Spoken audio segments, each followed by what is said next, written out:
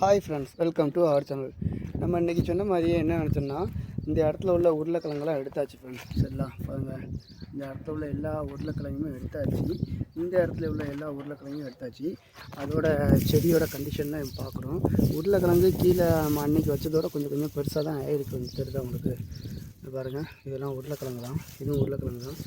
அதில் இதுலேருந்து 2-3 உருளைக்கிழங்கு நம்ம எடுத்துருக்கோம். இந்த இருக்குது பார்த்தீங்களா, இது இந்த உருளைக்கிழங்கு. அது மாதிரி இது உள்ளக்க ஃபுல்லாமல் இவ்வளோ கல்லுக்கள் இருந்துச்சு. அதனால தான் என்னமோ தவிர இதோட வளர்ச்சி இன்னும் அதிக வளர்ச்சி இல்லாமல் இருந்திருக்குன்னு நினைக்கிறேன். பார்த்தீங்களா? அதே மாதிரி இந்த பக்கம் இருந்து எடுத்த செடியெலாம் இங்கே போட்டிருக்கேன். இதை போட்டிருக்கேன் பார்த்தீங்களா? இந்த செடிகள்லாம் இதுக்கிட்ட எவ்வளோ அழகாக உருளைக்கிழங்கு வச்சுருக்கு பாருங்கள். ஆனால் இன்னும் கொஞ்சம் டைம் வைக்கும். ஆனால் அதுக்குள்ளேயே அதோட இதெல்லாம் மாறிடுச்சு. இது இலைகளோ இல்லை, இது எல்லாமே அதில் கடந்த உருளைக்கிழங்கு. இது எல்லாமே உருளைக்கிழங்கு தான். உருளைக்கிழங்கும் கல்லும் பார்க்க ஒன்று போல் இருக்கும். ஆனால் இது உருளைக்கிழங்கு. தெரியுதா உங்களுக்கு?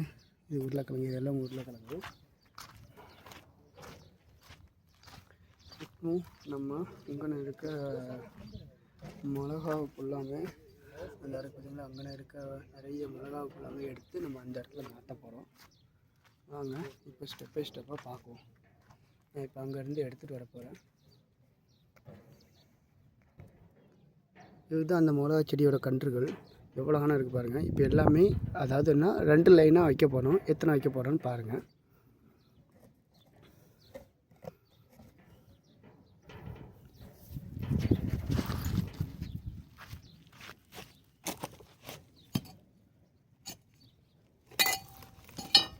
அதாவது ஒவ்வொரு கன்றாக தான் வைக்க போகிறோம்.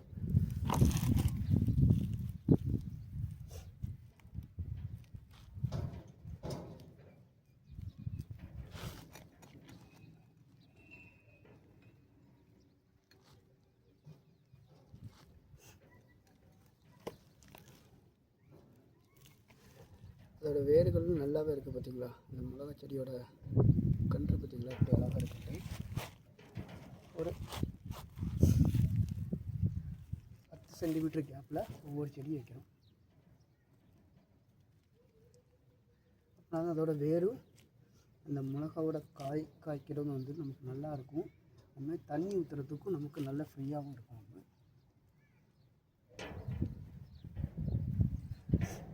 இது எல்லாமே இந்த மிளகா ஃபுல்லாமே நம்ம ஊர்லேருந்து கொண்டு வந்த மிளகா தான், வத்தல். அதுலேருந்து தான் நம்ம விதைகள் எடுத்திருக்கோம்.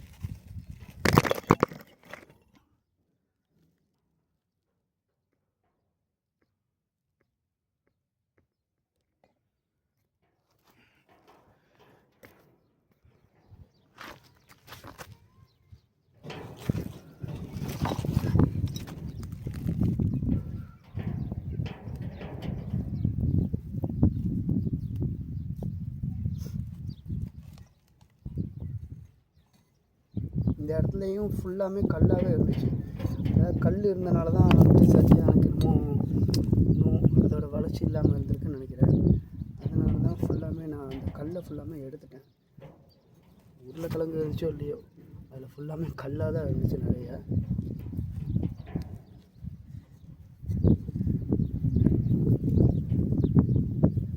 நல்லாவே செடி நல்ல வேறு நல்லா இருக்குது. பார்ப்போம் இதோடைய வளர்ச்சி நமக்கு எப்படி இருக்குன்னு பார்ப்போம்.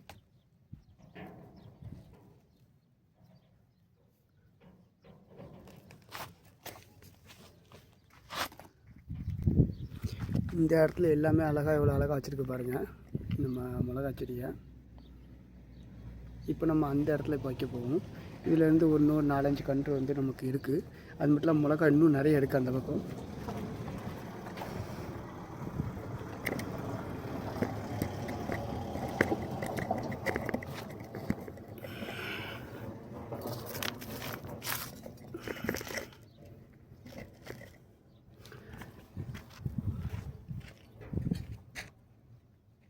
இந்த வீடியோ கொஞ்சம் லென்த்தாக போகும் சரிங்களா? உங்களுக்கு தெரியுதா என்னன்னு தெரியல கிளியராக.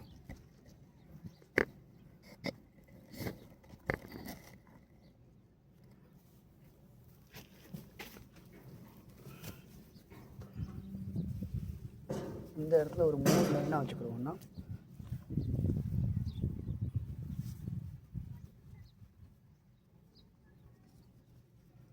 நாங்கள் கொஞ்சம் இடம் கொஞ்சம் வளர்ச்சியாக கொஞ்சம் வீதியாக இருக்கனால நம்ம வந்து ஒரு 3 லைன் வச்சுக்கிறோங்க.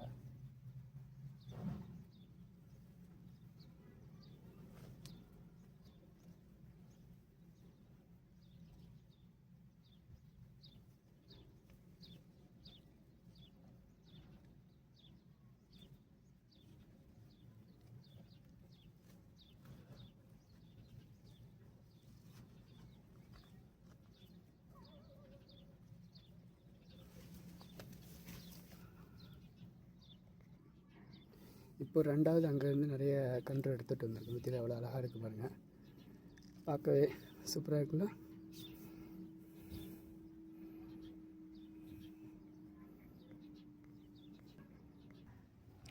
ஹாய் ஃப்ரெண்ட்ஸ், ஃபுல்லாகவே நம்ம இப்போ வச்சு முடிச்சாச்சு. பாருங்கள், ஒரு லைனுக்கு வந்து 2 செடிங்கிற மாதிரி எப்படி வச்சுருக்கேன்.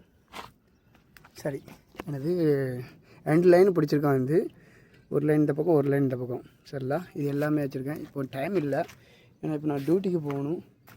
பார்த்தீங்கன்னா அங்கே வந்து 3 லைன் வச்சுருக்கேன். 1 2 3 லைன். இவ்வளோ மிளகா செடி இருக்குது. இன்னும் மிளகா செடி இருக்குது. ஆக்சுவலி எனக்கு டைம் கிடையாது, அதனால் கொஞ்சம் இங்கேருந்து இடையில ஒன்று வச்சுருக்காங்க. பார்த்தீங்களா, உங்களுக்கு தெரியும், கிளியராகவே தெரியும். இதில் எல்லாம் ஒன்று வச்சுருக்கேன். இன்னும் எத்தனை செடி இருக்குன்னா இன்னும் நிறைய செடி இருக்குது. இந்த பார்த்தீங்களா, இங்கே ஒரு குத்து இருக்குது. வேறு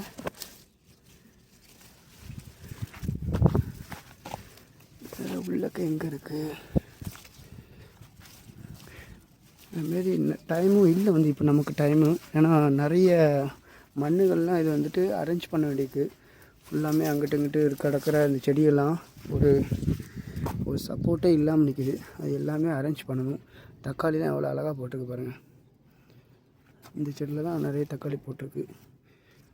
அடுத்த தக்காளி போடும் கூடிய சீக்கிரத்துலேயே நம்ம அடுத்த அப்டேட் போடுவோம். தக்காளி எவ்வளோ வந்திருக்குன்ட்டு எவ்வளோ அழகாக இருக்குது பாருங்கள் ஃப்ரெண்ட்ஸ்.